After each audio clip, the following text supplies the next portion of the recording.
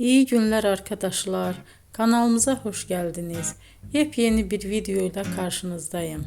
Elçin Sangu ve Barış Ardus'tan yepyeni karelerini sizler için düzenleyip video haline getirdim ve sizlere sunuyorum. Umarım beğenirsiniz. Elçin Sangu ve Barış Ardus Kiralık Aşk dizisinde birlikte rol almış ve herkes tarafından çok beğenilmiştiler. Biz de onların en güzel ve en özel karelerini sizler için hazırladık. Videoların devamını istiyorsanız kanalımıza abone olup sona kadar izlemeyi unutmayın. Hoşça kalın. Bizden bu kadar.